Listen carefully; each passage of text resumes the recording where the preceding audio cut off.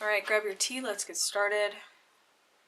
We'll be working on the skirt portion or the bottom of the dress. This is my completed bodice, so I have five rows in my side panel instead of 8. I've taken out 3 for each side to get this to fit better, and then I'm also done with my split, so I think this is enough of a split for me. So I'm going to show how to connect these two pieces here at the bottom. So to begin, I'm going to start on the side. So we have our corner, and then our side panel creates these horizontal stitches. So I'm going to start with a chain 2 and 2 double crochets into this corner space, and then granny cluster into these spaces created by these horizontal stitches. So not too much to worry about there. And then decreases will look the same as the decreases we did for the sleeve, where you put 2 double crochets and 2 double crochets next to each other with no space in between. So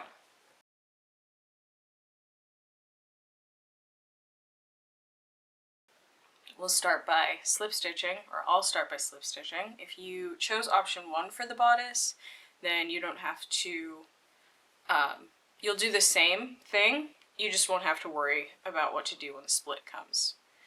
You'll just keep doing granny clusters across for the whole row. So that's my first cluster. I like to decrease and increase on my side. So I'm going to choose one of these spaces here, probably the center one, to do a small decrease as we move away from the bust line and toward the waistline. So for this center / the next one, I've done my my 3 double crochets, my chain 1. So now to start, I'm going to do 2 double crochets next to each other, and then in the next space, without chaining, 2 double crochets. So the same as we did on the sleeve. So now it looks like this. So when I come around again, I will put a cluster here before my 2 double crochet, and then after in this chain 1 space. And that is how I'm decreasing for my granny squares, or my granny clusters. If you have another way that you prefer to decrease, by all means. And so that is going to take out, or that is going to act like one cluster together. So I've got space here to put a granny cluster and space here. And so this will just give me a small amount of decrease. And I'll be doing that on both sides. So we'll continue around, just making our granny clusters.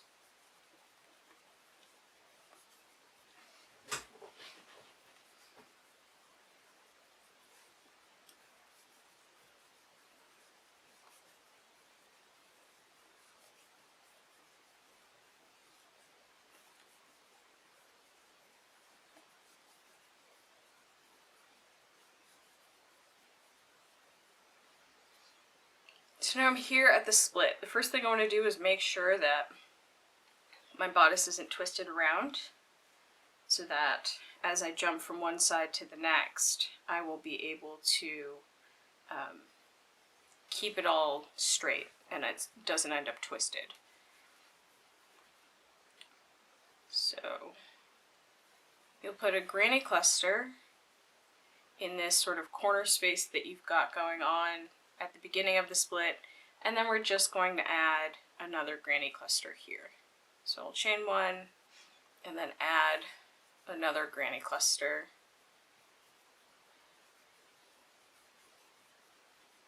And that was simple enough. So now we've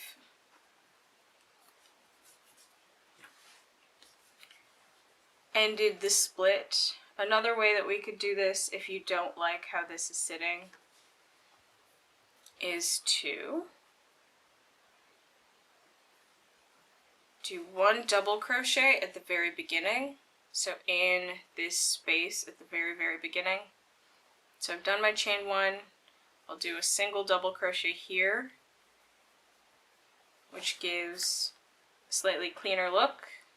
And then without chaining, I'm just going to do 2 double crochets into this space. So it's not quite a cluster, but this opening is a little cleaner than if I were to jump straight across into this one without adding too many stitches. So it's like a granny cluster split a little bit. That's another way that you could do your decreases. If you didn't want 2 and then 2, you could do 1 and then 2. I think 2 and 2 makes up for the fact that you don't have that chain space in the center, but that's just me. So I'm just going to keep going. I don't want to frog all that work and then turn around to frog all that work and then do it again. So, and then granny squares or granny clusters all the way across until you reach the end of the row. Making sure that you remember whether or not you are doing a decrease or an increase, depending on what you're looking for in terms of fit. And occasionally taking a sip of tea.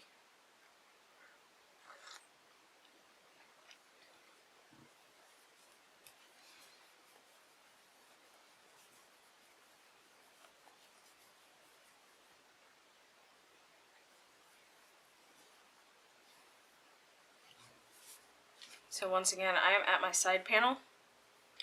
I'm going to crochet into this corner space 1 granny cluster.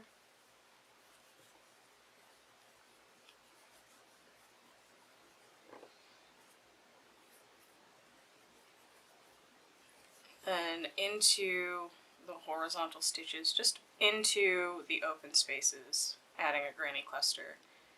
And so I will decrease once again.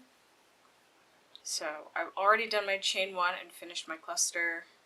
I will do 2 double crochets, no chain, and then 2 double crochets on the other side.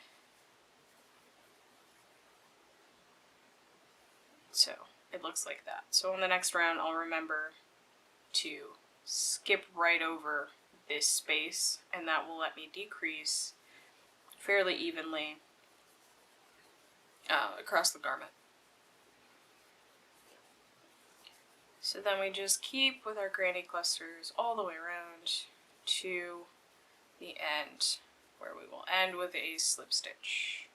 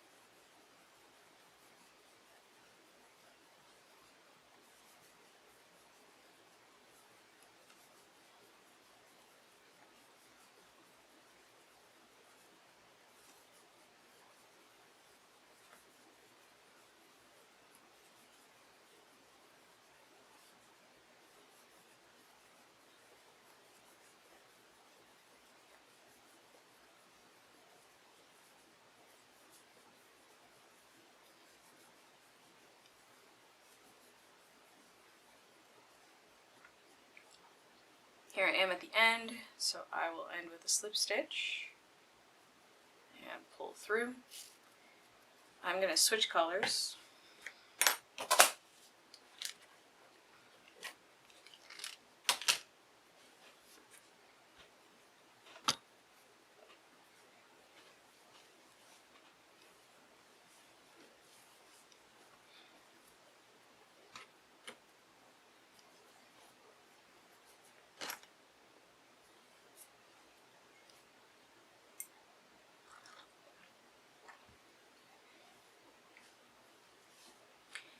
And I like to add colors where I've added my yarn, so right on top of my chain 2 that I did before, I'm going to slip stitch, chain 2, and then turn the work so that I can work backwards, doing my 2 double crochets to start off with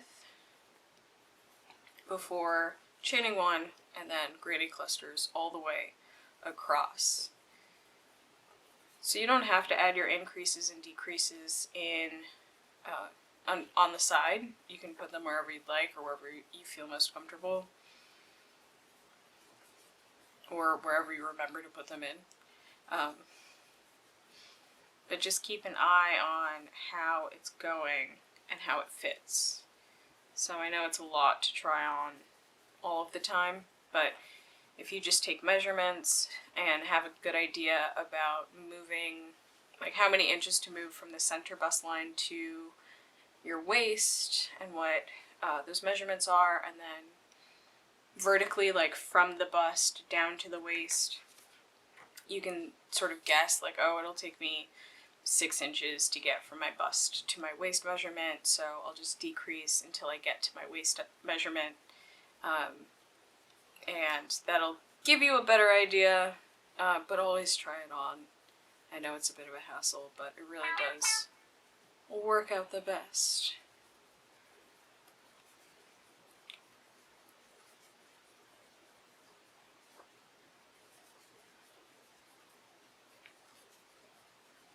And then increases will work roughly the same way. So I know that there are a few ways to do your increases when you have granny stitches. But the way that I like to do it to make it simple for myself is I will do 2 double crochets the way that I would do, and I'll show that here in a second.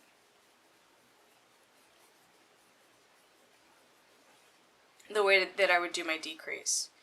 So I have arrived at my decrease, which is 2 double crochets, no chain, and then 2 double crochets. And so if I continue on, I will simply skip this center stitch space here and move over here and add a granny cluster.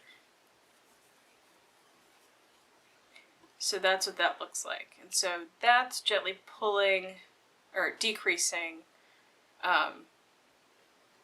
from one space to the next. Again, another way to do your decrease would be to put 2 double crochets into a space and then do 1 double crochet and then chain 1 and then do your granny clusters. But I feel that looks a bit too open. But I have seen it done that way.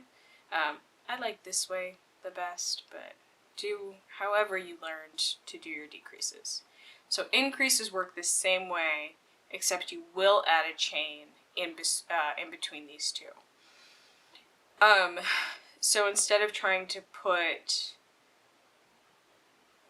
2 clusters in the same space, which feels like making a corner, I'll put 2 crochets in one space, chain 1, and then 2 double crochets, 2 double crochets into that same space. So it looks like a stitch, but I have, instead of the space being between the bottom of the stitches, the space is in between the top of the stitches. So 2 double crochets, single chain, 2 double crochets. So it looks just like a granny cluster. And I'm going to skip ahead 1 and then turn my work and cheat a little here so that you can see the difference. So I'm going to chain 2 and turn the work, so that way I have a new space to crochet another cluster in. So I've turned my work, I'm crocheting along, I get my first cluster done, I chain 1, I'm going to add a cluster in between those 2, all 3 double crochets, and then I chain 1, and I keep going like nothing happened.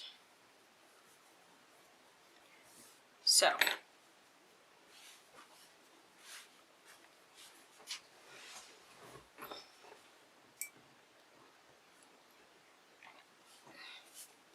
for my decrease, I have 2 double crochets separated by no chain in 2 separate spaces. So again, they're separated at the bottom to bring the top together. So the decrease happens here at the top, and then this might be a little hard to see since it's all brown. There, we'll put it in a bit of sunlight. And so if I'm increasing, I have 2 double crochets, a chain 1 space, and then 2 double crochets. So similar to the way we make a corner, similar to the way that we're doing our decreases, and that allows us to put a cluster in that space. So we're separating at the top rather than at the bottom. So if you think of it like a triangle, if we separate at the bottom of that triangle, then the top gets smaller, right? These 2 points get closer together, but if we separate at the top, then these 2 points get further apart. I hope that made sense. So that is the decrease and the increase. And so you'll decrease to get to your waistline, and then increase to get to the hip line, and then continue straight with no increases or decreases, or keep adding increases if you would like your skirt to flare out more and be less bodycon or straight, or whatever. So you get to play around with your increases and decreases and where you're putting them in order to make your skirt go big, small, however you need to do it. You can also, another tip is to put a couple of decreases toward the back, like you would place like darts. Put your increases a few inches apart in the back to accommodate your bum, your bootay. So if you need a little more booty space, that is also an option. I think I did that with my last dress. I just added just a single line of increases sort of at center back, just to give me some more space, along with adding some on the hips or the sides. So however works best for you, but if you have a sway back, that's one option to get that curve to come out to accommodate your butt. So you just keep going until you are happy with where it is. And if you want to do separates, then chain enough spaces.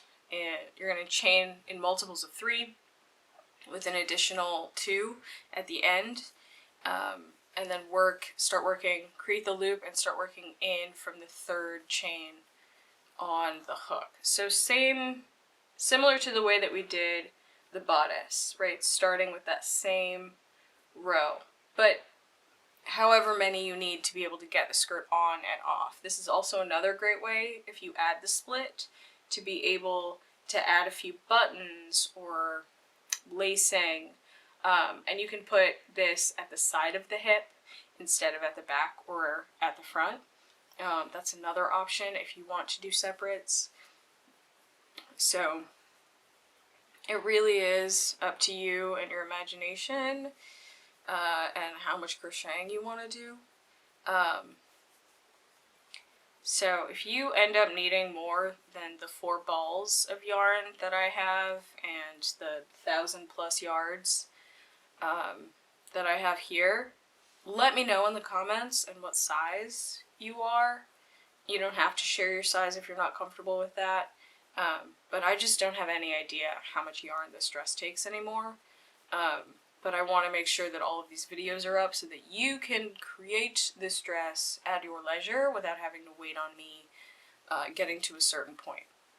So That's the sleeves, the bodice, the side panels. That is how you start the skirt and create the skirt. I hope that this works out for you and that, you know, this adventure is fun. Now that I am here at the split again, I'm gonna skip this space created by my single double crochet and my 2 double crochets. I'm gonna skip that and go straight into my next double crochet space. And that's gonna create a big old hole. And again, if you don't like that, if that is not for you, then one way to do it is to either do a decrease, so place 2 double crochets in here and then 2 double crochets in there, into this split space. So I can show what that looks like. 2 double crochets and then 2 double crochets with no space in between them. And then chain 1 and do your granny square as usual. So that is also an option. It really is just up to you. You could also, again, just do 1 double crochet here instead of the 2. However, whatever looks best, whatever feels best. So that is how to increase, decrease, and to start the skirt. Fringe is pretty straightforward, but if you would like a video on that, I can do that. So happy crocheting, craft at your own risk, because this is not a pattern, but I believe in you, and I hope your dress turns out gorgeous, and please send me pictures and such.